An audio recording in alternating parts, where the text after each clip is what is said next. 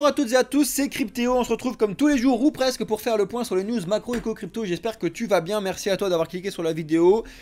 Merci à tous ceux qui prennent le temps de lâcher un like sur la vidéo et un commentaire, même un petit commentaire, juste un petit let's go, vous êtes beaucoup à le faire, ou alors un petit smiley ou n'importe quoi, un petit pouce en l'air en commentaire, ça fait toujours remonter dans la groupe et ça fait super plaisir à tous ceux qui le font, et merci également à tous ceux qui s'abonnent et qui nous découvrent pour la première fois. Un excellent projet Blockchain Capital sur l'éducation financière, etc. sans vous faire du bullshit. Mais bienvenue à tous ceux qui le font, bienvenue dans le futur, et c'est parti pour la partie news de ce matin, les amis. Alors, d'accord, j'ai mon petit tordi qui a décidé de vous mettre un petit c'est de la merde, c'est mieux, bref. Donc vous l'avez vu avec la lumière qui est derrière, vous savez que pour ceux qui nous suivent depuis le début, enfin depuis un moment maintenant, je vous mets à chaque fois la couleur de ce qui se passe sur les marchés actuellement. Donc vert, on est au vert, rouge, on est au rouge, et bleu, on est notamment neutre. Et donc vous le voyez un petit peu ici sur le graphique de Bitcoin. Hier on a eu une petite dinguerie, celle-là, déjà j'étais pas là hier soir, donc j'ai pas d'explication encore de ce qui s'est passé. Mais en même temps, vu que c'est revenu pile poil au truc, j'ai envie de vous dire on s'en fiche. C'est que c'était peut-être un truc centralisé, éclaté, que tout le monde s'en fiche. En tout cas on a eu une petite dinguerie. Et après ça peut être aussi important par rapport à ma petite résistance là des 29 523. Bref, on va discuter de ça. Donc vous le voyez, on est au bleu parce qu'on s'ennuie en ce moment. On est vraiment chez Flatland complet, ça ne bouge pas. Et je vous l'ai dit, théoriquement cette semaine, il n'y a pas d'énormes news macro. Mais par contre, il y a peut-être des informations comme celle-ci qui sont des news centralisées qui arrivent de temps en temps et qu'on ne peut pas prévoir. Bref, donc vous l'avez bien vu, on est sur du zéro partout, il ne se passe rien, ça dort. Cet après-midi, peut-être que ça bougera un petit peu plus si jamais il y a une dinguerie sur les retails. Donc on verra bien, encore une fois, on a pricé un 0,4, si on a du 0,4, il va rien se passer. Si on a du 0,3 ou du 0,5, il ne devrait pas se passer grand chose. Par contre, si on a une vraie grosse dinguerie avec un gros changement, un moins ou un je sais pas quoi, bref, ça peut faire un énorme mouvement sur les marchés, n'importe lesquels. Donc ça, il faut regarder à chaque fois, vous savez. Malheureusement, les news américaines pressent un petit peu le pas sur, sur toutes les autres news. D'accord. Par contre, ce qui est important, c'est demain, on a la FOMC, le minute de la FOMC. Théoriquement, c'est pareil. Tout a été pricé. S'il n'y a pas eu de gros changements majeurs pendant cette minute-là, il ne va pas se passer énormément de choses, mais à surveiller quand même. Et pareil sur les permis de construire, on va voir, parce que vous savez, pour ceux qui nous suivent, que Jérôme Powell, donc le directeur de la Fed, pour lui, l'immobilier fait partie des points phares qui doit regarder sur l'investissement des gens en général, parce que selon lui, plus il y a de permis de construire, ce qui est un peu vrai en gros, mais plus il y a de gens qui font des permis de construire, plus ça veut dire qu'il y a de gens qui sont là pour faire de l'investissement et qui achètent des trucs. Donc c'est un énorme, et pour moi c'est beaucoup trop d'ailleurs, significatif pour lui sur là où on en est actuellement. Je pense que c'est un petit peu trop et un petit peu exagéré, mais bon bref. Donc il regarde ça, on a pricé du 1.4 et on verra bien s'il y a un gros décalage ou pas. C'est surtout surveiller s'il c'est moins que ça signifierait qu'il y a un vrai problème sur l'investissement actuel. Bref, et demain nous on a le GTP en zone euro, c'est très important. Voilà. En ce qui concerne Bitcoin, donc sur un peu plus long terme entre guillemets, donc là ce que je vous montrais ici c'était les 5 minutes, alors que là on est en 4 heures. Franchement vous le voyez que depuis jeudi il se passe rien. Même si là on a eu cette petite dinguerie, et en final il s'est rien passé puisqu'on est revenu exactement au même endroit, d'accord. Donc on est toujours en dessous de mes 29 523 court terme que je vous ai mis ici, et bien évidemment toujours en dessous des 30 000 très long terme psychologiques du Bitcoin, et au-dessus des 28 700 qui sont le crochet que vous connaissez pour ceux qui me connaissent, enfin qui nous suivent depuis longtemps, entre les 28 et les 32 qui sont un crochet depuis très longtemps à surveiller de très près. Même si vous voyez qu'on s'essouffle un petit peu, on s'essouffle aussi niveau volume. À suivre, franchement affaire à suivre. Je vais vous montrer 2-3 news qui sont bullish aujourd'hui, il y a 2-3 news qui sont bearish, vous allez voir un petit peu ce qui se passe. C'est aussi le but du jeu, que je vous apporte l'écosystème niveau information, pour ceux qui connaissent un petit peu, parce que forcément les ultra débutants, quand vous allez voir les news que je vous donne sur l'écosystème crypto, ça va un petit peu vous perdre, mais en même temps c'est très important que vous soyez là aussi pour comprendre et pour noter un petit peu des termes, des noms, des trucs, etc. pour après venir nous poser des questions sur Discord. C'est très important. Et surtout ceux qui sont VIP, let's go les amis. On répond, vous avez plus de parties d'éducation sur cette partie là. Bref, regardez un petit peu ce qui se passe sur tout ça, et venez regarder aussi ce qui se passe dans la description des vidéos YouTube. Bienvenue à tous ceux qui regardent. Alors, niveau news, ça va être un peu moins long que les autres jours, mais il y a des points importants, et ça m'a fait vachement rire quand je l'ai vu. Effectivement, apparemment il n'y a pas eu de bear market. Alors ça, il va falloir aller l'expliquer aux certains projets qui ont perdu 95% de la valeur depuis le plus haut qu'ils ont eu. Mais en gros, pourquoi cet article-là, qui est vraiment un peu putaclic entre guillemets, j'ai pas encore fait le titre de la vidéo là au moment où je tourne avec vous, j'ai pas fait le titre de la vidéo, mais ça se trouve je m'en servirai aussi, bref on verra bien. Mais en tout cas, ça fait rire. Mais pourquoi il y a de la légitimité aussi dans ce titre-là? C'est parce que on est en bear market, certes. Donc en termes de prix, on est en bear market. Donc ça, il faut que vous le reteniez. Mais par contre, en termes d'utilisation, on n'est pas en bear market. C'est-à-dire que c'est un peu ce qui est développé dans cet article-là, quand tu vas voir à peu près ici, qu'il y a un intérêt de plus en plus fort, que les projets continuent de se développer et que les opérateurs se préparent au sommet des actifs numériques de 2024. Mais c'est surtout les projets continuent de se développer et il y a un intérêt de plus en plus fort. C'est ce que je fais que de vous dire en prenant l'exemple par exemple du projet Cardano avec le projet ADA qui lui est vraiment en feu depuis ce bear market, mais il est en feu en termes d'utilisation et de wallet créé dessus. Et en fait, qu'est-ce qui se passe? Malheureusement, ou heureusement, tu vois ce que tu veux, mais c'est qu'en fait, c'est beaucoup des gens de la communauté crypto déjà présents qui vont ouvrir des wallets sur la partie ADA Cardano parce qu'ils ont trouvé que ADA et Cardano étaient très intéressants. Il n'y a pas beaucoup, malheureusement, de tout nouveau qui créent des trucs sur Cardano. Il y en a quand même, mais pas beaucoup, en général. D'accord? Et du coup, tu as beaucoup d'utilisation, mais pas sur le prix. Le prix, c'est viandé, ça vous l'avez bien vu partout. Mais en termes d'utilisation, les gens comprennent. Et de plus en plus, et heureusement, et ça fait vraiment super plaisir, les gens comprennent que la technologie derrière l'utilisation des cryptos et de l'écosystème crypto, c'est vraiment intéressant et ça répond à un réel besoin, d'accord? C'est vraiment très important. Si vous n'arrivez pas à rejoindre le Discord, des amis, il suffit que posez la question là à Deadpool qui est dans les commentaires et tout. Mais vous allez sur le Discord et vous remplissez le CAPTCHA. Après, vous allez signer le règlement et après, vous choisissez votre niveau. N'oubliez pas de le passer. Il y a une petite vidéo qui vous explique quand vous arrivez dessus. Cliquez sur la vidéo, ça vous montrera comment faire. Let's go les amis. Bref, donc il n'y a pas vraiment eu de bear market sur le côté utilisation, mais par contre sur le côté des prix, de la market cap, etc. Ça, carrément, il y a eu un bear market. Faut pas se le cacher non plus, d'accord? Et on est toujours dedans. Et on est vraiment toujours dedans, d'accord? Il n'y a toujours pas de signe macroéconomie dehors d'une reprise vigoureuse sur l'écosystème. Vraiment pas, d'accord? Enfin, sur tout, d'accord? Très important. Surveillez ces trucs-là. Bref. On a Coinbase, donc vous le savez, Coinbase c'est un petit peu de partout en ce moment parce qu'ils se font attaquer par la SEC. Hier je vous ai dit qu'il y avait une sénatrice qui était contre la SEC et qui soutient Coinbase. On a Coinbase qui est dans les petits papiers de tous les ETF Bitcoin Spot parce qu'ils vont utiliser Coinbase. On a Coinbase qui est l'un des seuls...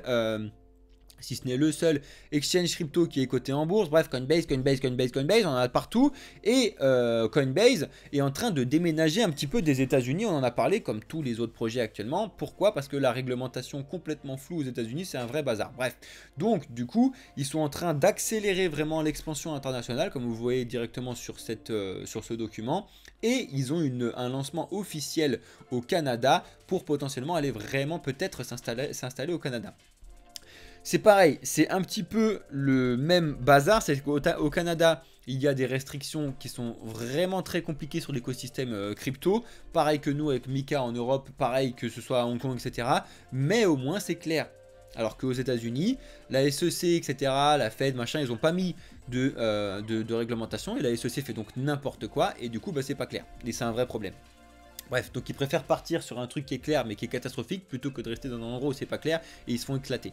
Bref, donc en tout cas, il faut surveiller un petit peu tous ces mouvements parce que ça fait des changements de banque, ça fait des changements d'état, ça fait des changements de taxes, ça fait des changements de trucs, donc ça vous affectera directement si vous avez des comptes dessus, ok? Ensuite, malheureusement, ou heureusement, ou je sais pas quoi, vous le savez que Elon Musk a racheté Twitter. Maintenant, ça ne s'appelle plus Twitter, ça s'appelle X. Il a changé tout le nom, tout ce truc-là. Il y avait un papier de recherche qui est celui-ci, qui est très important.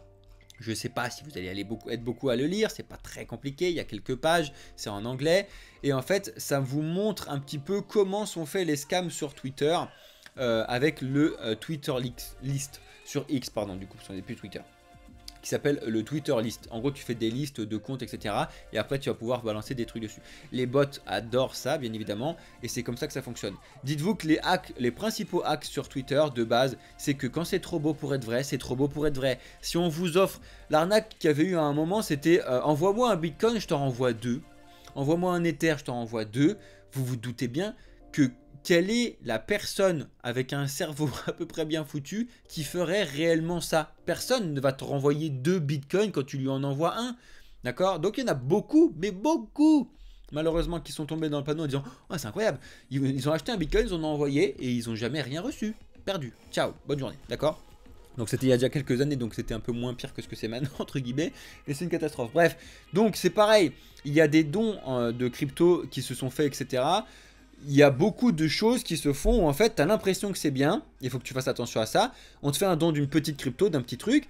Dans ce don là, on te demande de signer une transaction, un contrat, un smart contract avec ton MetaMask, avec son je sais pas quoi. Et en fait, toi, tu dis, bon, c'est un cadeau, bim, je signe.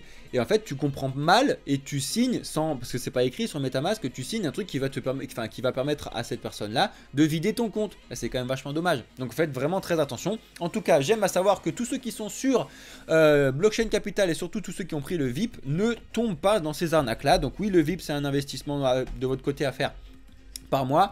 Sachez que vous allez apprendre des trucs, sachez que vous allez pouvoir faire de l'investissement, du rendement avec la DeFi, le trading, le minage, les NFT. Sachez que vous allez éviter de vous faire scammer et sachez que de toute façon, l'éducation, c'est normal que ça se paye. C'est-à-dire que moi, je suis ingénieur, j'ai payé mon maths sup maths p, j'ai payé mon école d'ingénieur et c'est normal, d'accord? L'éducation, ça se paye. Il y a des gens comme moi qui vous font de l'éducation, etc. C'est tout à fait normal, d'accord? Bref, en tout cas, regardez un petit peu ce qu'on vous propose si ça vous intéresse dans la partie VIP sur notre Discord et faites très attention au scam et regardez un petit peu comment ça fonctionne. En tout cas, on vous explique comment ça fonctionne chez Blockchain Capital. Let's go les amis. Ça peut faire partie des très bonnes nouvelles pour le prochain bull run. Pourquoi je vous dis ça et pourquoi je vous montre ça? Parce qu'en Argentine, il y a eu un réel, vrai changement politique, entre guillemets, une vraie grosse attente. C'est-à-dire qu'on a Javier Milei, voilà, désolé mon petit Javier, je sais que tu me regardes pas de toute façon, donc on s'en fout. Mais en fait, personne pensait qu'il allait être aussi haut dans les sondages du premier tour. En tout cas, je ne connais pas la personne, si elle est bien, droite, gauche et tout. En vrai, je m'en fous, c'est pas le but du jeu du truc là. Ce que je vous montre juste, c'est que c'est une personne qui, pour le coup, est extrêmement pro-Bitcoin, pro-crypto. Et dans ce sens-là, c'est bien pour l'écosystème crypto si jamais il arrivait à être élu. Après, que ce soit un mec bien, un mec pas bien et tout, j'en sais rien. J'ai pas fait plus de recherches dessus, d'accord? Je suis pas politisé, alors vraiment pas. Après chez Blockchain Capital, je sais pas trop, on s'en fout. Le but du jeu c'est la politique. Moi je déteste ça, d'accord? Gauche, droite et tout, ça me fatigue de ouf. Mais vraiment, vous vous rendez pas compte, mais ça me fatigue. Je comprends pas. Il y a pas pour moi il y a pas le débat de l'oncle à table avec moi je suis de gauche, j'étais de droite. Il y a pas ça. Pour moi, ils sont tous éclatés et ça dégage. La centralisation me fatigue. Bref, vous me connaissez peut-être un petit peu. En tout cas, ça, malheureusement, on est obligé de se le taper. Et ça, pour le coup, ça fait partie des points qui sont importants. Pareil pour les présidentielles aux États-Unis. Vous savez qu'il y a forcément peut-être Trump. Trump est quand même plus crypto-friendly. Vous savez qu'il avait des portefeuilles à plus de 500 000 balles avec des Ethers, des Bitcoins, etc. Bref, on connaît un petit peu ça. Et on en a d'autres qui sont quand même potentiellement des un peu pas forcément ouf. Là, on a le Dacenta, Silva, je sais plus quoi, là, de Miami et tout. Bref, bon, bref, on verra bien comment ça fonctionne. Mais en tout cas, ça vous montre à quel point il y a vraiment des gens qui se tournent vers l'écosystème crypto et que c'est pas juste un petit truc pour rigoler. Bref. Et en Argentine, ça arrive, on verra bien s'il est élu ou pas, mais en tout cas, ça fait partie des choses qui, comme par hasard, commencent à arriver la fin 2023, 2024, etc. Comme par hasard au moment où on aura le prochain bull run. Pas beaucoup de news, mais finalement, si je passe bilan à chaque fois, on va pas s'en sortir. On a Coca-Cola qui est toujours là. Dès qu'il y a un bon plan, Coca est là.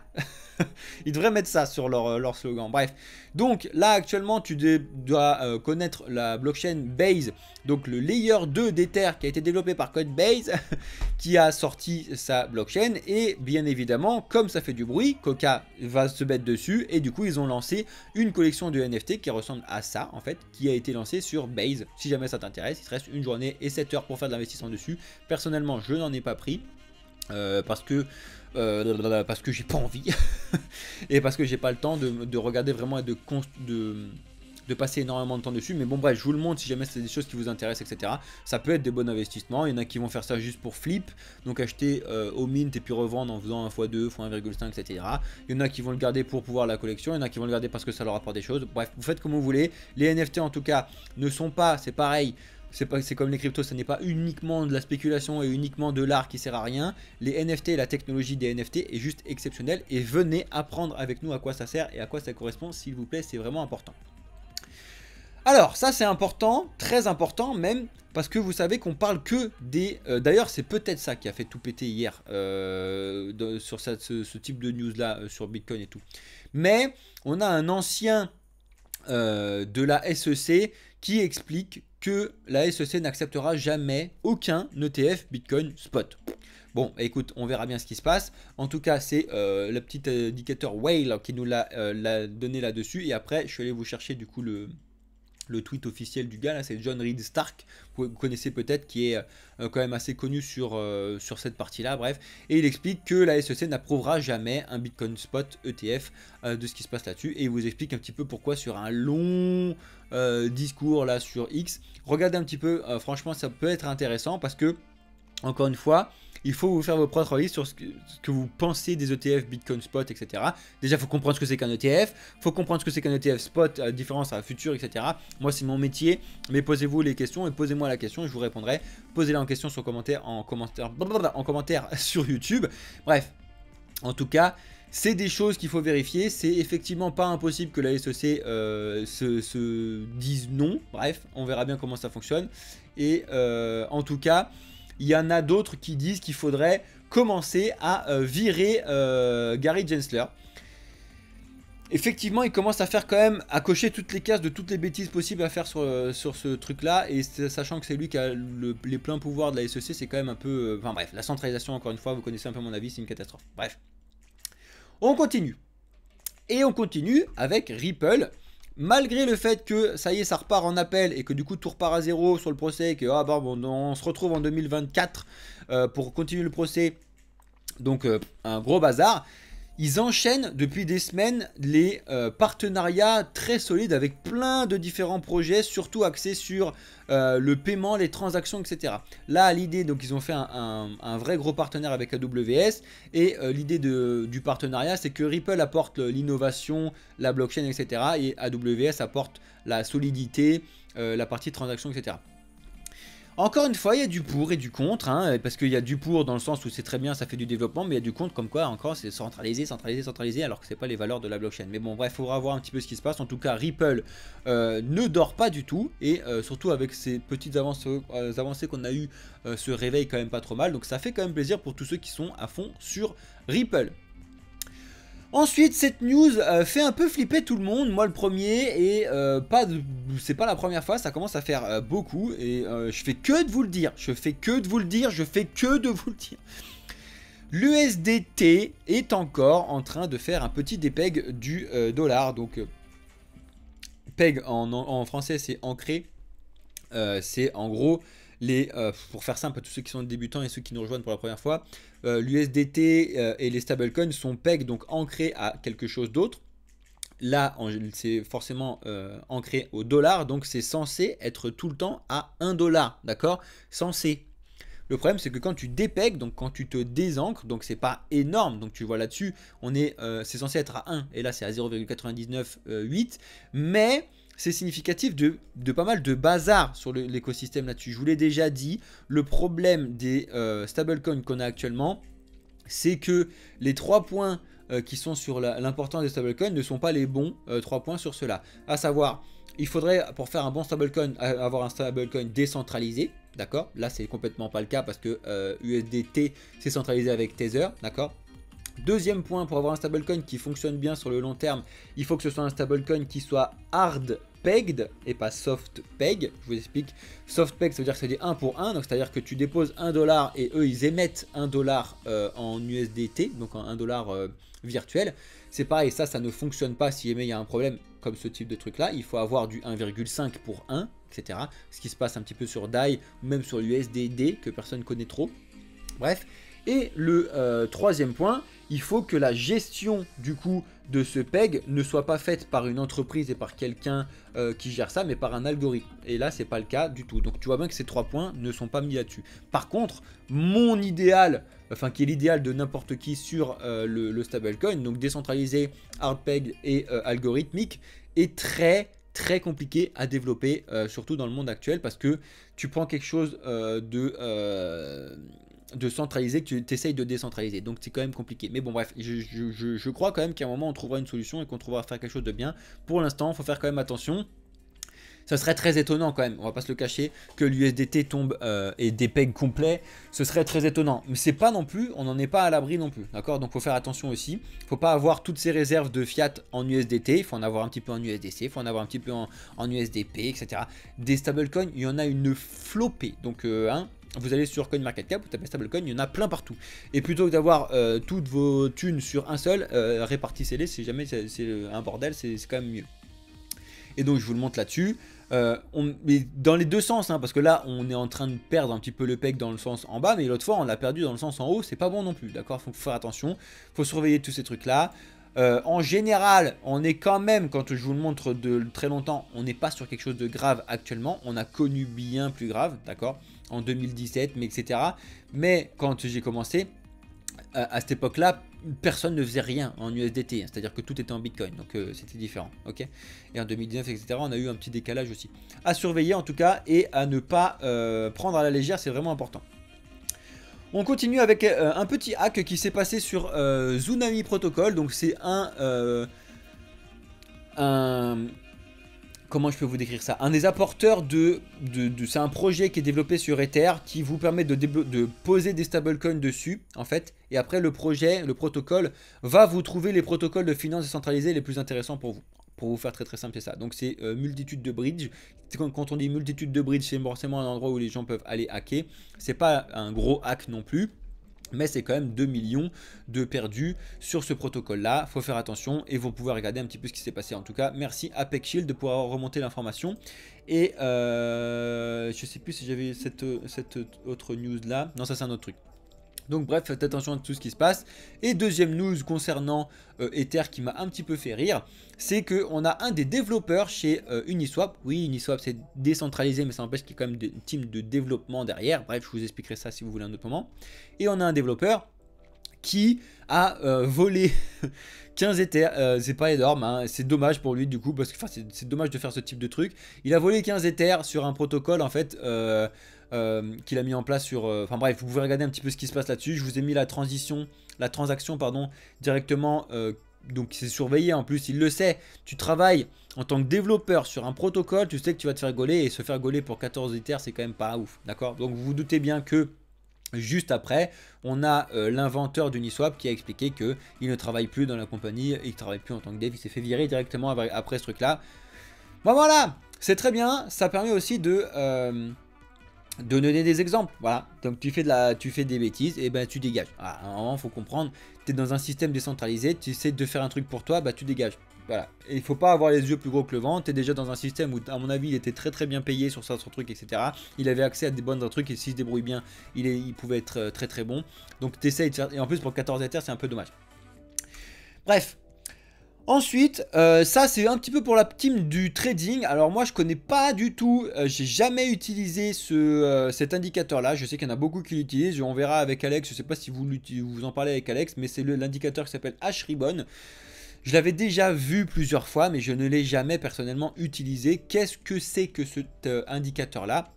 C'est un indicateur, je vous montre en plus grand, où en fait, tu as des petites pastilles vertes, bleues, rouges, etc.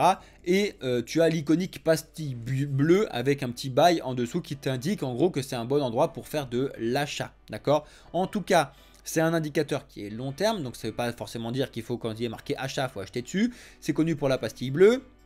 Et ça ne veut pas dire que il peut pas y avoir une petite baisse avant de remonter, d'accord? Et en plus sur la même photo, c'est à dire que là actuellement tu as 3 pastilles bleues sur cette photo. Donc tu as celle-ci que tu dis d'acheter maintenant, bon on n'en sait rien. Tu as celle-ci que tu dis d'acheter ici, bon qui a quand même vachement bien fonctionné. Mais tu as quand même celle-ci qui t'a dit d'acheter d'ici et qui est éclatée au sol, d'accord? Donc il faut faire attention, il n'existe pas de méthode miracle. Mais vraiment, mettez-vous ça en tête s'il vous plaît, surtout ceux qui veulent faire du trading en pensant qu'ils allaient devenir de l'argent gratuit. Il n'existe pas d'indicateur miracle, il n'existe pas de méthode miracle. Et vous n'allez, je suis désolé, pas trouver de méthode miracle. D'accord? Je suis désolé. J'ai passé des années à essayer de le faire, à rencontrer des gens qui pensaient l'avoir fait, etc. Ça n'existe pas. Ça n'existe pas. C'est comme ça. D'accord? Pour la simple et bonne raison que ta méthode miracle, pour pouvoir essayer de la trouver, tu te bases sur le passé. Et le passé est important à savoir et indispensable à savoir, mais ne reflète en aucun cas l'avenir. Donc en fait, toutes les méthodes que tu vas te baser sur le passé sont imprédictibles sur le futur. Donc faites très attention à ça. Il n'existe pas de méthode miracle. Les traders qui sont rentables, il y en a plein, et heureusement, et ça se trouve c'est vous, mais ils ne sont pas rentables avec une méthode miracle. Ils sont rentables parce qu'ils ont de l'éducation, ils savent comment ça fonctionne, ils ont leur petit feeling sur le truc, et ils passent du temps dessus, point barre, d'accord? Faites très attention à ça, s'il vous plaît, les amis. Donc ça c'est l'indicateur qui s'appelle H-Ribbons, qui s'appelle la pastille bleue, vous devez sûrement l'avoir passé un petit peu de partout sur X. Il y en a beaucoup en ce moment qui le mettent pastille bleue, comme ceci, comme Cryptomatrix. Et on va finir là-dessus sur les news. Ne serait-ce pas le retour de la sainte pastille bleue sur le H-Ribbon Bitcoin? Parce que actuellement, tu le vois, on a des pastilles bleues et ils te mettent un petit peu les pastilles bleues qui sont quand même intéressantes. Tu vois que là, c'est un autre exemple. Là, c'était intéressant. Là, c'était intéressant. Là, c'était pas intéressant. Là, c'était pas intéressant. Donc, tu vois, c'est pas forcément magique. Il faut mettre un petit peu tout. Et c'est ce que je fais que de vous dire. Surtout sur la partie trading. Vous devez être éduqué quand vous êtes vraiment novice, etc. Sur tout ce qui se passe. Donc, sur Ribbon, sur... bref, sur toutes les techniques de trading que vous pouvez voir. Et après, il faut en choisir une ou deux à vous, d'accord? N'importe quel trader peut être rentable à mort avec les bandes de Bollinger, peut être rentable à mort avec l'indice japonais, etc., etc. Par contre, il sera rentable parce que lui, il l'utilise à ce truc-là. Par contre, un trader qui fout des bornes de Bollinger avec des MACD, avec du RSI, avec des moyennes mobiles, avec déjà son graphique qui va être illisible, et il va avoir que des signes achat, vente, achat, vente, achat, vente, il va jamais rien faire, ou alors s'il fait, il va dans le mur. D'accord? Ça ne fonctionnera pas. Et pareil, je vous parle en connaissance de cause, quand j'ai commencé à faire ce genre de trucs, à éduquer là-dessus, et à me faire de l'éducation. Heureusement, j'ai eu des belles grosses formations. C'est pour ça aussi que je vous dis que nos prix sont quand même pas chers. Parce que moi, c'était en 2015. Et les trucs que je payais pour les trucs juste de trading, uniquement sur des trading, avec des vrais gros traders, etc. Parisiens, etc. Enfin, des trucs vraiment très très sérieux. C'était déjà carrément plus cher que ce qu'on vous propose sur nous, notre Discord en VIP. Et c'était en 2015. Depuis, on a pris quand même une inflation de ouf. Bref. Donc voilà, je vous laisse là les amis pour tous ceux qui sont sur YouTube. Je vais rester un petit peu avec ceux qui sont sur TikTok et sur Twitch comme d'habitude pour répondre un peu à leurs questions, même si ça fait déjà un petit moment que je suis en live. Bref, merci à ceux qui ont regardé la vidéo sur YouTube, j'espère que ça vous a plu, j'espère que vous avez lâché votre like, j'espère que vous avez lâché un commentaire. Si vous avez une question ou autre que vous n'avez pas forcément compris ou que vous avez des choses qui ne sont pas forcément claires, posez vos questions. Merci à tous ceux qui regardent nos vidéos, merci à tous ceux qui lâchent des likes, des commentaires, etc. et ceux qui s'abonnent. Bienvenue dans le futur, rejoignez bien évidemment le Discord, regardez bien ce qui se passe dans la description de la vidéo sur YouTube. Vous allez voir qu'il y a des petits cadeaux avec nos partenaires qui sont quand même exclusifs un petit peu chez nous, donc ça peut vous faire plaisir. Regardez un petit peu ce qui se passe là-dessus. Merci à tous ceux qui ont regardé la vidéo, je vous laisse là, c'était Cryptéo pour le projet Blockchain Capital. Ciao les amis!